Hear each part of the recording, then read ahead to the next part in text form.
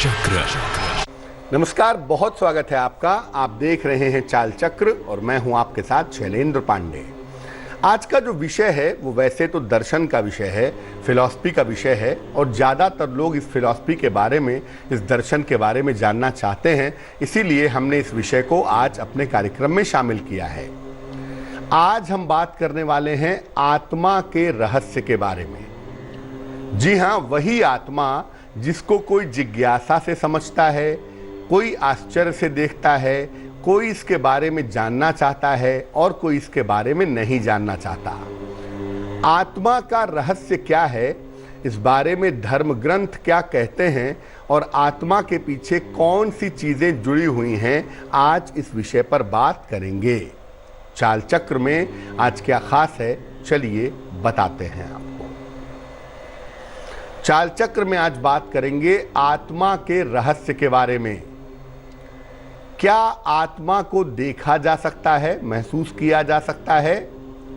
क्या आत्माएं अच्छी या बुरी होती हैं? आखिर इन आत्माओं के लोक का, इनकी दुनिया का रहस्य क्या है? आज इस पर से पर्दा उठाने की कोशिश आपके लिए हम जरूर करेंगे। तो कोशिश करेंगे कि जिस सीमा तक संभव हो आपको आत्मा के रहस्य के बारे में बताया जा सके। तो चलिए कार्यक्रम की शुरुआत करते हैं और सबसे पहले जानते हैं आज का पंचांग। आज तिथि है ज्येष्ठ कृष्ण पक्ष की अष्टमी तिथि, इसके उपरांत नवमी तिथि। नक्षत्र है धनिष्ठा, इसके उपरांत शतभिषा नक्षत्र। चंद्रमा कुंभ राशि में संचरण कर रहे हैं। राहु काल का समय सुबह के 10:30 से तकरीबन 12 बजे तक। पश्चिम दिशा की तरफ यात्रा करने की मनाही है, लेकिन अगर यात्रा करना जरूरी है, मजबूरी है, तो जरा सी दही खाकर और भगवान का स्मरण करके अगर यात्रा करेंगे तो मुश्किल से बचे रहेंगे। सबसे पहले यही जान लेते हैं कि आखिर आत्मा है क्या, किस चीज को, किस यूनिट को, किस तत्व को, किस पदार्थ को आत्मा कहते हैं। देखिए, आत्मा के बारे में सबसे प्रामाणिक जो उल्लेख मिलता है वो मिलता है श्रीमद् भगवत गीता में। सबसे प्रामाणिक आत्मा के बारे में जो सबसे परफेक्ट प्रमाण मिलता है वो मिलता है श्रीमद् भगवत गीता में। कहा गया है कि आत्मा अविनाशी है, इस पर किसी भी भाव का असर नहीं होता। नैनम छिन्दन्ति शस्त्राणि नैनम दहति पावकः न चैनम क्लेदयन्त्यापो न शोषयति मारुतः। हवा इसे सुखा नहीं सकती, शस्त्र इसे काट नहीं सकते, आग इसे जला नहीं सकती। यानी इस पर किसी भी प्राकृतिक भाव का असर नहीं होता। आत्मा पर किसी भी प्रकार की चीजें असर नहीं करती हैं। अगर आप ये सोचते हैं कि आपकी आत्मा को तकलीफ होती है, बिल्कुल भी नहीं, आपके मन को तकलीफ होती है। आप आत्मा से खुश होते हैं, कभी नहीं, आपका मन खुश होता है। मन और आत्मा दोनों अलग अलग सब्जेक्ट मैटर है। आत्मा आपके मन और शरीर को बांधे रखने वाला एक फेविकोल है। आत्मा आपके मन और शरीर को बांधे रखता है। जो अच्छा या बुरा आप अनुभव करते हैं वो अपने मन से करते हैं। आत्मा केवल साक्षी भाव से उसको देखती रहती है। आत्मा का एक स्वाभाविक गुण है स्वाभाविक रूप से प्रसार करना और ईश्वर में विलीन होना। आत्मा की जब यात्रा शुरू होती है तो ईश्वर से एक बिंदु निकलता है, वो कई जन्मों से होता हुआ पशु पक्षी बनता हुआ, मानव बनता हुआ, फिर धीरे धीरे साधना, त्याग, तपस्या के द्वारा वो आत्मा वापस ईश्वर में मिल जाती है। ये चक्र है ईश्वर के लीला का, जो ईश्वर से शुरू होता है और ईश्वर में समाप्त हो जाता है। इसलिए सामान्यतः आत्मा प्रसार करती है कि अगर इस जन्म में आप जानवर हैं तो आगे आप कुछ करें या ना करें, आप मानव बनेंगे, और अगर आप मानव हैं तो आगे धीरे धीरे धीरे धीरे आप एलिवेट करेंगे। धीरे धीरे आपकी आत्मा का जो स्तर है वो ऊपर होता जाएगा और एक दिन आप चाहे जाने अनजाने जैसे भी हो ईश्वर में विलीन हो जाएंगे। जब तक आत्मा ईश्वर के अपने मुख्य बिंदु तक नहीं पहुंच जाती है तब तक शरीर बदलती रहती है। अलग अलग शरीरों से होकर के आत्मा एक दिन ईश्वर तक पहुंचती है, और ये अलग अलग शरीरों का जो सिस्टम है, जो खेल है, इसको भारतीय शास्त्रों में कहा गया पुनर्जन्म। भगवान बुद्ध ने जो चीज दुनिया को सबसे अनूठी दी, वो कोई अहिंसा वहिंसा का सिद्धांत नहीं है। वो सिद्धांत है पूर्व जन्म को याद रखने का और पूर्व जन्म के यादों से प्रेरणा लेने का, यानी जाति स्मर का सिद्धांत। यानी पूर्व जन्म में आत्मा किन किन चरणों से हो करके वापस आई है इस जन्म तक, इसको जान लेना आपके लिए जरूरी है। और इस सिद्धांत को देने वाले हैं गौतम बुद्ध। जातक कथाएं अगर आपने पढ़ी हो तो बुद्ध के पूर्व जन्म की कथाएं हैं जातक कथाएं, जिसमें पूर्व जन्म में आत्मा की यात्राओं के बारे में बताया गया है। तो आत्मा क्या होती है मोटे तौर से हमने आपको समझा दिया। अब ये जानते हैं कि क्या आत्मा को देखा जा सकता है। एक सवाल ये भी पैदा होता है, बहुत सारे लोग कहते हैं मैं रात में जा रहा था, सड़क पर एक महिला दिखी, सफ़ेद साड़ी पहने थी, वो भूत था, वो आत्मा थी। एक तो हमारा दिमाग जो है ना वो बिल्कुल फिल्मी है। आत्मा होगी तो सफ़ेद कपड़े ही पहनेगी, आत्मा होगी तो महिला ही होगी, उसके बाल खुले ही होंगे। ये हमारी एक सोच है, ये हम ऐसा सोचते हैं कि आत्मा को ऐसे देखा जाता है, जबकि ऐसा है नहीं। बड़ा सवाल यही है कि आत्मा को देखा जा सकता है या नहीं। देखिए, आत्मा को देखना सामान्य रूप से संभव नहीं है। सामान्यतः ईश्वर ने जो प्रकृति का विधान बनाया है उसमें वो नहीं चाहते हैं कि कोई इंटरफेरेंस करे, कोई हस्तक्षेप करे, इसलिए सामान्य रूप से आत्मा को देख पाना संभव नहीं है। ईश्वर की कृपा से और सूक्ष्म दृष्टि से आप आत्मा को देख सकते हैं। आत्मा बड़ी सूक्ष्म होती है और बड़ी विराट भी होती है। तो उसके लिए आपको वो विजन चाहिए, वो दृष्टि चाहिए जिस दृष्टि से आप आत्मा को देख सकें। जिस कमरे में आप बैठे हैं, मैं बैठा हूं, वहां पर भी छोटे छोटे आत्मा के जो पार्टिकल्स हैं वो मौजूद हैं, अलग अलग आत्माओं के पार्टिकल्स मौजूद हैं।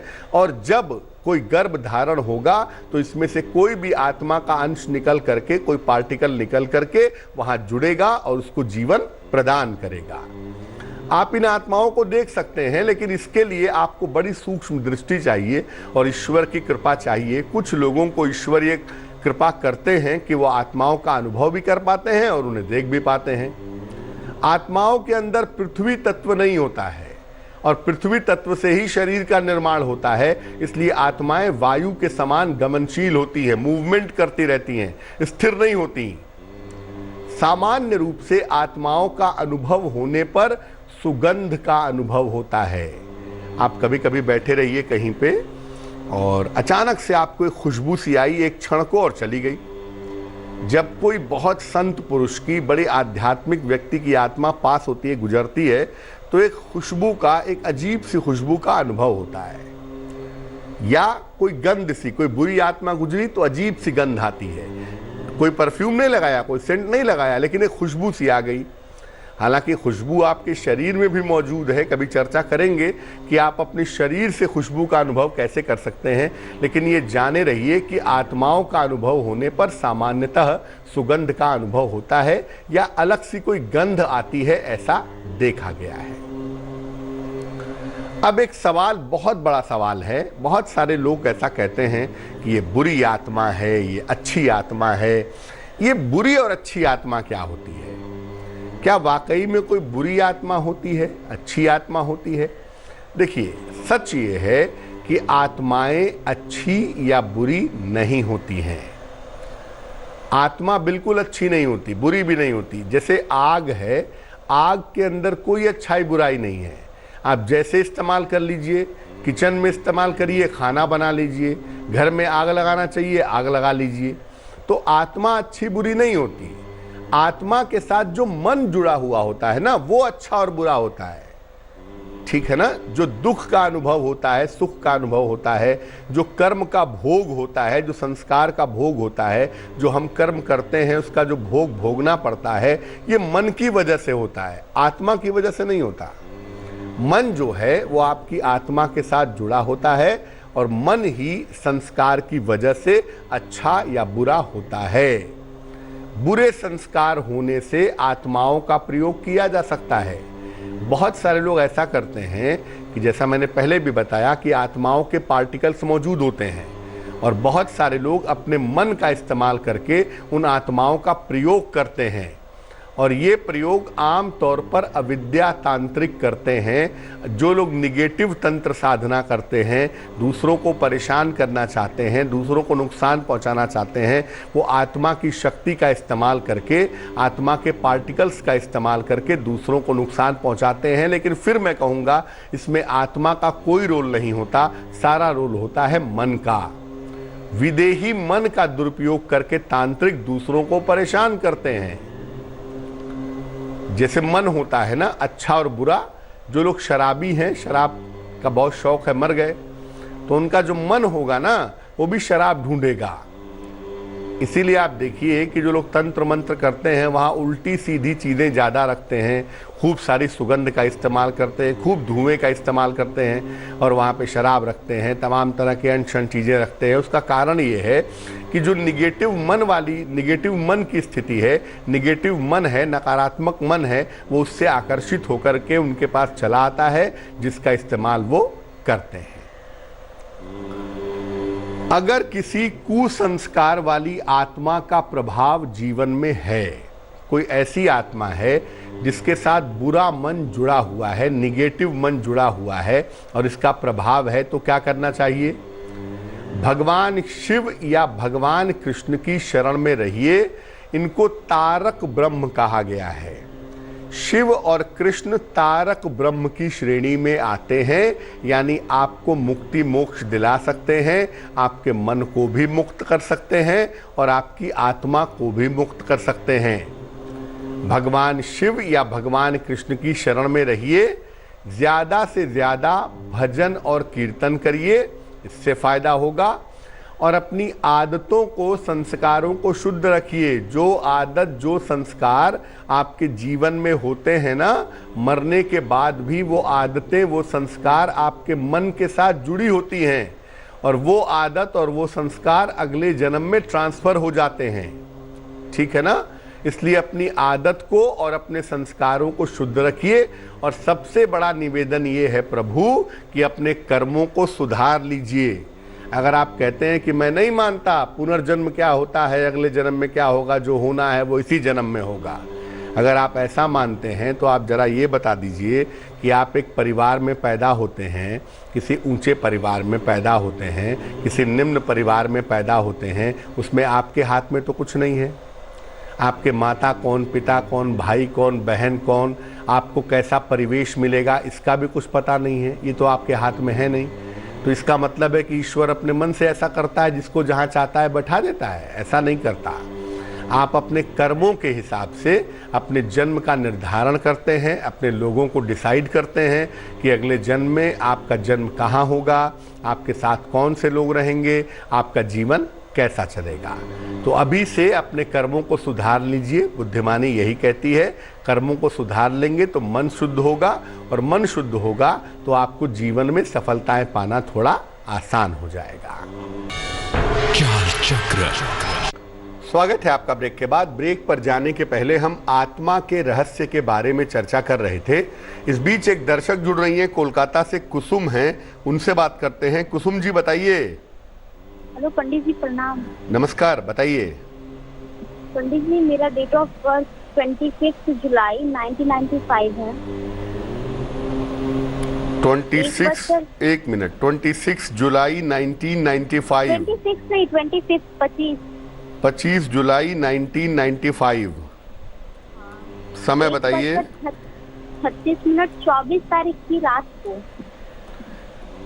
जी, कहाँ पे जन्म हुआ है?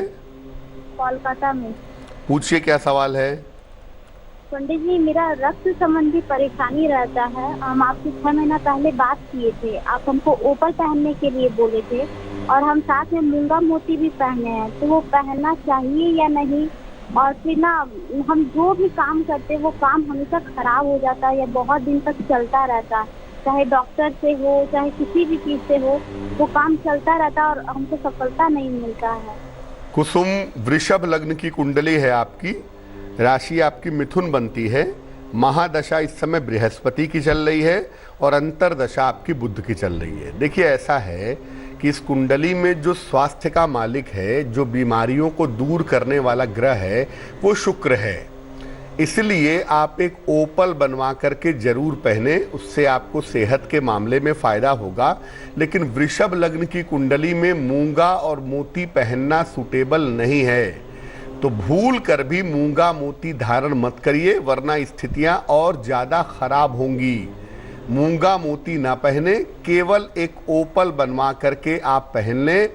साथ ही साथ नित्य प्रातः सूर्य भगवान को जल चढ़ाएं और रोज सवेरे 108 बार ओम आदित्याय नमः, ओम आदित्याय नमः, इस मंत्र का अगर आप जप करें तो आपको लाभ होगा। वक्त एक छोटे से ब्रेक का हो गया है और ब्रेक के बाद वापस आएंगे तो बात करेंगे आपके राशियों की, आपके सवाल के जवाब देंगे और समाधान करेंगे आपकी जिज्ञासा का। भविष्य चाल चक्र। स्वागत है आपका ब्रेक के बाद। ब्रेक पर जाने के पहले हम आपके सवालों का जवाब भी दे रहे थे और आपको आत्मा के रहस्य समझाने की कोशिश कर रहे थे। बात अब आपके राशियों की करेंगे, आपके सवाल का जवाब भी दे, लेकिन उसके पहले स्वस्थ रहने के सरल उपाय निरोगी भव में। अगर आपको निम्न रक्तचाप की समस्या हो, बीपी आपकी लो रहती हो, तो ऐसी दशा में गर्म पानी में छुहारा भिगाकर कुछ देर रख दीजिए। इसके बाद इस पानी को पी लीजिए और छुहारे को चबा करके खा लीजिए। कम से कम एक दिन में 3-4 छुहारे आपको इस तरह से खाने हैं। ऐसा करने से जो लो बीपी की समस्या है, जो निम्न रक्तचाप की समस्या है, वो समस्या दूर हो जाएगी। चलिए राशियों के सिलसिले की शुरुआत करते हैं और सबसे पहले जानते हैं मेष राशि का हाल। मेष राशि, पारिवारिक दायित्व आपको उठाने पड़ेंगे। धन के लेन देन में लाभ होगा। यात्रा करने से फिलहाल बचाव करें। शुभ रंग आपका पीला और भाग्य होगा 70%। वृष राशि, परिवार की समस्याएं हल होंगी। धन की स्थिति अच्छी रहेगी। कोई शुभ सूचना प्राप्त होगी। शुभ रंग नीला और भाग्य होगा 80%। मिथुन राशि, आकस्मिक धन का लाभ होगा। नौकरी में बेहतरी होगी। यात्रा करने से बचाव करें। शुभ रंग फिरोजी और भाग्य होगा 75%। कर्क राशि, व्यर्थ का तनाव हो सकता है।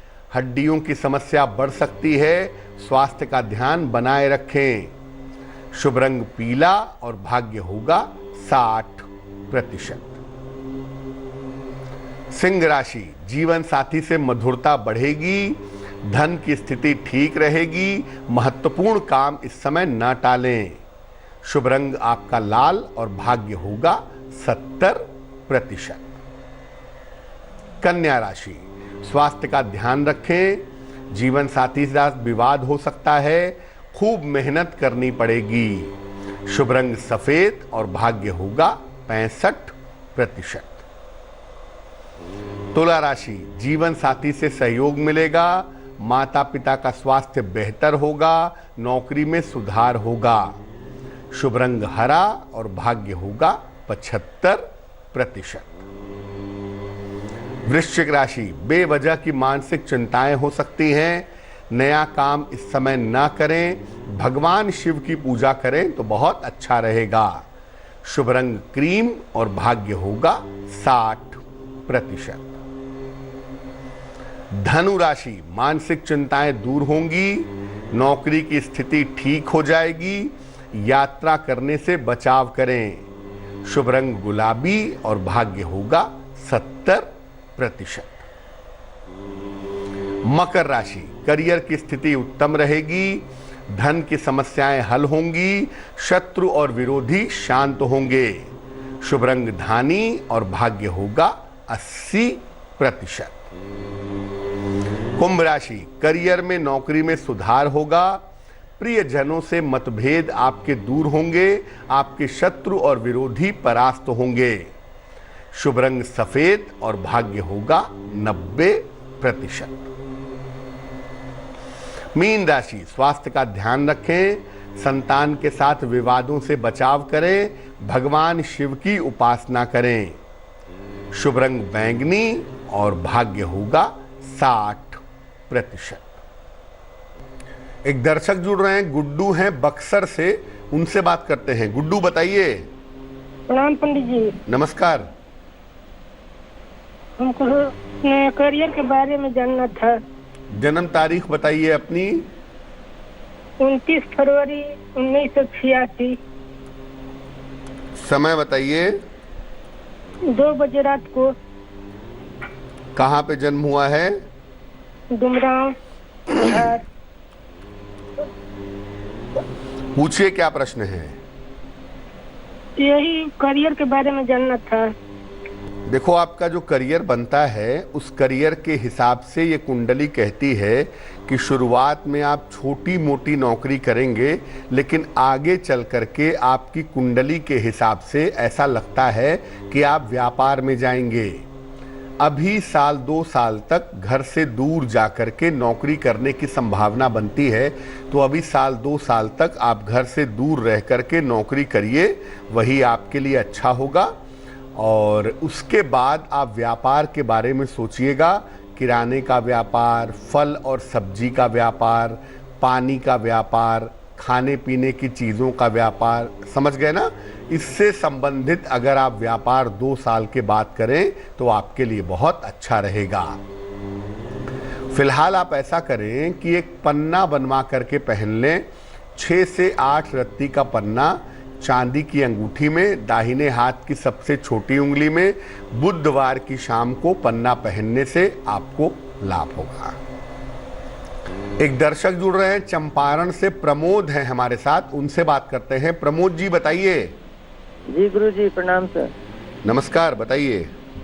सर मेरा नाम प्रमोद कुमार है, मेरा डेट ऑफ बर्थ 13/3/1990 है। समय बताइए। समय भोर सुबह में 4 बजे। कहाँ पे जन्म हुआ है? अररिया शनिवार को। पूछिए क्या प्रश्न है। सर मेरे स्वास्थ्य के बारे में पूछना है और सर करियर के बारे में। सर नौकरी की बहुत प्रयास कर रहे हैं सर, अभी तक नहीं लगा है, और सर तबीयत बहुत खराब रहता है हमेशा। प्रमोद, आपकी कुंडली बनती है मकर लग्न की, और आपकी जो राशि बनती है वो बनती है कन्या। महादशा इस समय आपके राहु की चल रही है, और आपकी अंतरदशा इस समय मंगल की चल रही है मई 2021 तक। देखो, स्वास्थ्य में 2 तरह की समस्या इस कुंडली में दिखाई देती है। एक तो पेट से संबंधित समस्या है, दूसरी हड्डियों से संबंधित समस्या है। पेट का और हड्डियों का आपको ध्यान रखना चाहिए। इस 2 तरह की समस्याएं आपको परेशान कर सकती है, पहली बात। दूसरी बात यह है कि अगर आप सरकारी नौकरी के लिए प्रयास करें, ईमानदारी से तैयारी करें, तो अगले साल 2021 में आपको गवर्नमेंट जॉब यानी सरकारी नौकरी बहुत आसानी से मिल जाएगी, अगर आप प्रयत्न करते हैं तो। आप ऐसा करिए कि रोज सवेरे सूर्य भगवान को जल चढ़ाइए। सुबह के समय नमः शिवाय, ओम नहीं लगाएंगे, केवल नमः शिवाय रोज सवेरे 108 बार जप करिए। एक पन्ना बनवा करके पहन लीजिएगा, 6-7 रत्ती का पन्ना चांदी की अंगूठी में, दाहिने हाथ की सबसे छोटी उंगली में। बुधवार की शाम को पन्ना पहनने से आपको लाभ होगा।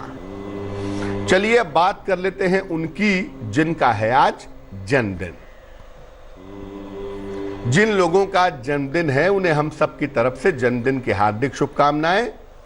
आने वाले वर्ष में आपके धन की स्थिति अच्छी रहेगी।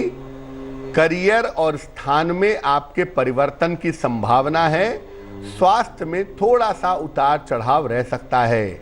आने वाले साल में आपको वाद विवाद और मुकदमेबाजी से बचना भी होगा। क्या करना चाहिए? पूरे साल भर भगवान शिव की अगर आप उपासना करें तो आपके लिए बहुत अच्छा रहेगा। चलिए अब जान लेते हैं आज की जिज्ञासा क्या है और इसका समाधान क्या है।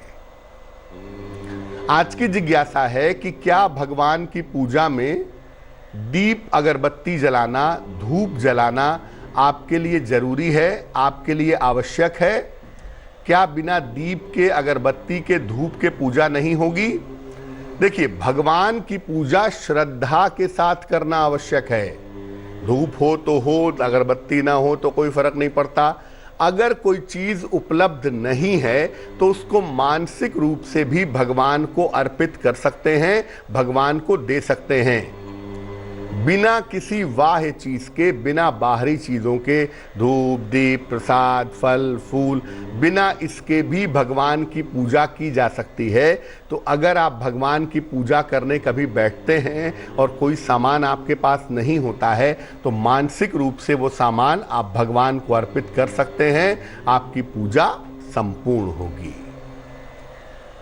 चलिए अब जान लेते हैं शुभ पहर का महत्वपूर्ण समय क्या है। शुभ पहर का समय है शाम को 6:30 से रात के 8 बजे तक। इस समय में मां लक्ष्मी को गुलाबी पुष्प यानी गुलाबी फूल, वास्तविक हो या मानसिक हो, अर्पित करें। इससे धन संबंधी जो समस्याएं हैं आपकी वो दूर होती चली जाएंगी। लेकिन करेंगे शुभ पहर में ही, और शुभ पहर का समय होगा शाम को 6:30 से रात के 8 बजे के बीच में। तो आज के लिए चाल चक्र में बस इतना ही। लेटेस्ट खबरों के लिए यूं ही देखते रहिए तेज, और इस वीडियो के पसंद आने पर लाइक, शेयर एंड सब्सक्राइब करना ना भूलें।